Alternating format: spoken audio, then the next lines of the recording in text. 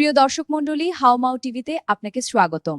আজকে আমাদের স্টুডিওতে উপস্থিত আছেন জননেতা বারেক খান। তিনি মুলা মার্কা নিয়ে আসন্ন নির্বাচনে লড়বেন। আজকে নির্বাচনের বিষয়ে নেতার সাথে বিভিন্ন রকম আলাপচারিতা হবে, আশা করি পাশে থাকবেন। নেতার কাছে আমার প্রথম প্রশ্ন, এত মার্কা থাকতে আপনি কেন মুলা মার্কা বেছে নিলেন? আর কইবেন না আপা, আমারে বাপ একদিন মুলা খাইতে চাইছিল কিন্তু তাকে মুলা কিনে দিতে পারিনি। এছাড়াও মূলো খেলে পাদ হয়, পেটের রোগ ভালো হয়।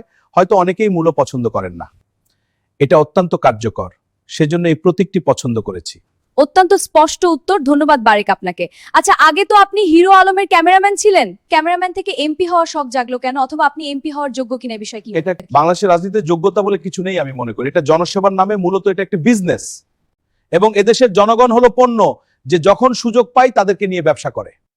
এদেশের জনগণ কি কখনই এই বিষয়ে সচেতন হবে না? এদেশের আবাল জনগণ বুঝবে, তাদেরকে নিয়ে আমরা ব্যবসা করেই যাব, এবং তারা বোকার মতো আমাদেরকেই ভোট দিবে।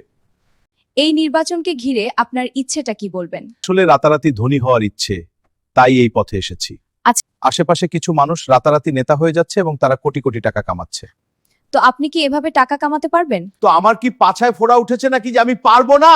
আচ্ছা বারেক খান, বলবেন আপনি মানুষকে কনভিন্স করেন কিভাবে?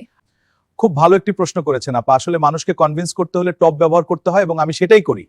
বারেক খান, আমরা তো জানি টোপ ব্যবহার করা হয় মাছ ধরার ক্ষেত্রে। কোন টোপ ব্যবহার করেন আপনি? দেখুন, মানুষের ক্ষেত্রে টোপ আলাদা হয়। আপনার টোপটা কি একটু বুঝিয়ে বলবেন প্লিজ? হ্যাঁ নিশ্চয়ই, এটা মূলত একটি কৌশল যেখানে আমরা প্রতিপক্ষকে ভুল পথে পরিচালিত করি। যেমন আমরা মানুষকে ফ্যামিলি কার্ডের স্বপ্ন দেখায়, রাস্তা করে দেবো, ব্রিজ করে দেবো, কর্মসংস্থান করে দেবো, এটা বলে মানুষকে কনভিন্স করি।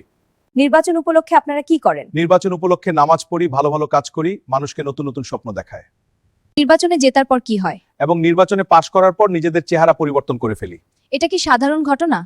তারপরেও কেন জনগণ আপনাদেরকেই বিশ্বাস করে? বাংলাদেশের জনগণ আবেগপ্রবণ। এক কাপ চা, একটি সিগারেট অথবা একটি বিড়ি অথবা 500 কিংবা 1000 টাকার নোটের লোভে। এই পাগল জনগণ কি কখনোই সচেতন হবে না, আপনি কি মনে করেন?